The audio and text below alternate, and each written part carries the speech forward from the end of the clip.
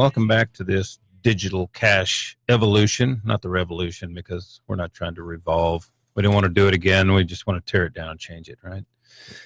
So, Doug, let's get back into the cryptocurrencies here.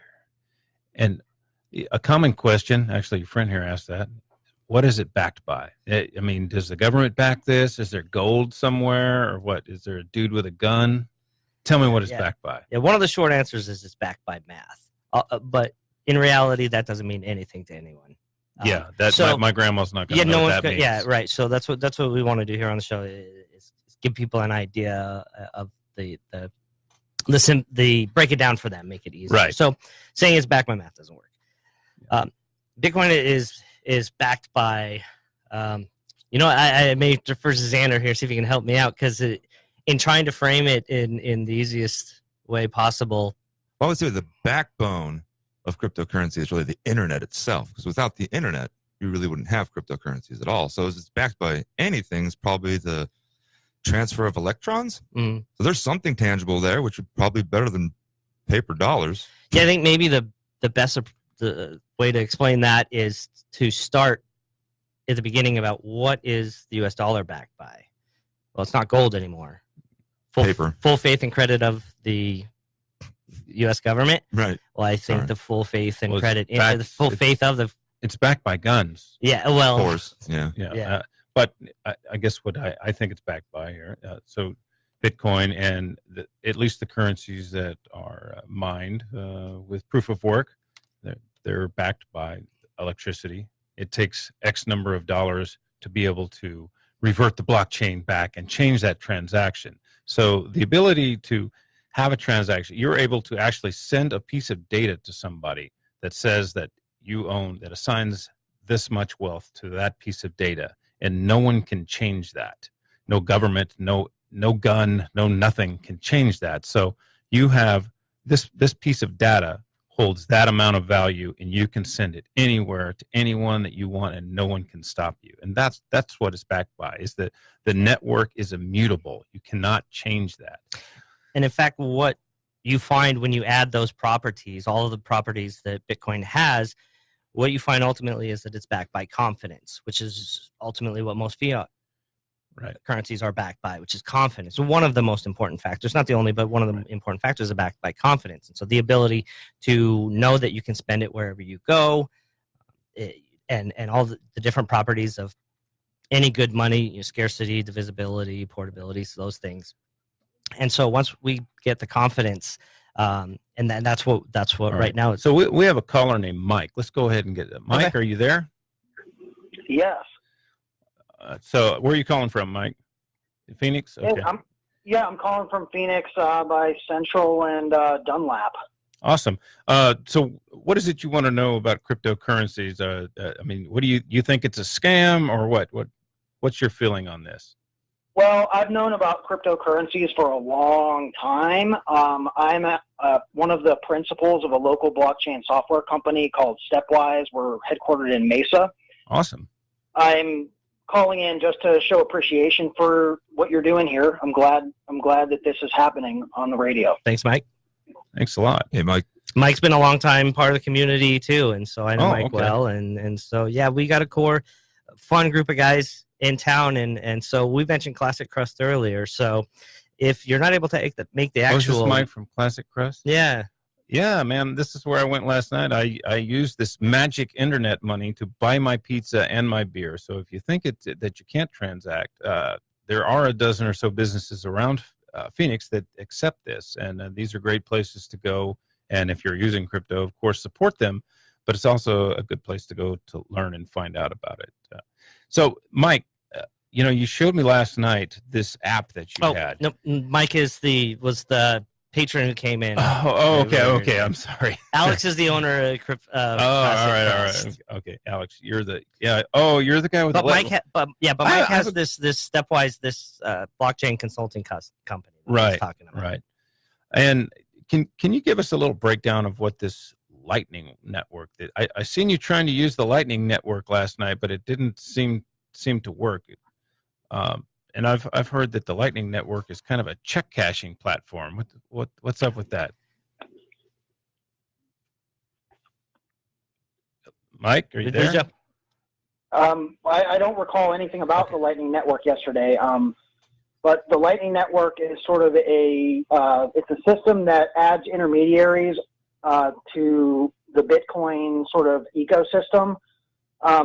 It essentially makes transactions within trusted intermediaries cheaper in times when there's a lot of competition for space on the blockchain. As anybody who's been around with Bitcoin for a while, we've seen transaction fees go from, fractions of a cent to sometimes 20 or 30 bucks or more, depending on how fast you want to send the money, how congested the network is, and all of that stuff. So Lightning Network is a proposed solution to a problem that doesn't really need to exist. Ultimately, what the Lightning Network is doing is it's implementing a lot of the types of features that the old world banking system would like to see as part of Bitcoin. And if you look at some of the funding for how the development of Bitcoin has been over the last few years, you'll see that a lot of that funding actually comes from Bilderberg connected companies. So What's a Bilderberg?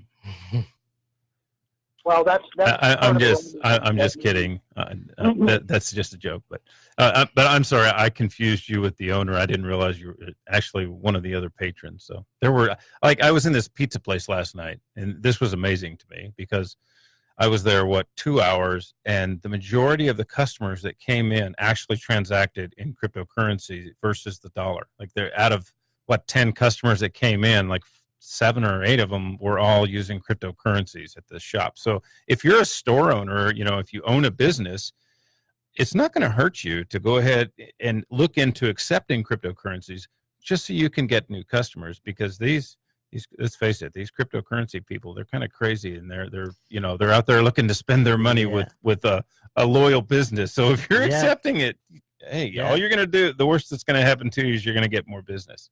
Yeah, and then getting back to basics about wanting to reach our audience here with some of the definitions and basics is a lot of times the consumers don't really see the benefit. I get that question a lot. Why would I use Bitcoin? It's a different story if you're a merchant, if you're a business owner. They experience chargebacks, fraud, all of those things. Anytime there's a chargeback on a credit card, the money gets reversed. It gets pulled back from their account. So you're trying to tell me that I can't charge back on crypto? That's exactly what I'm telling you.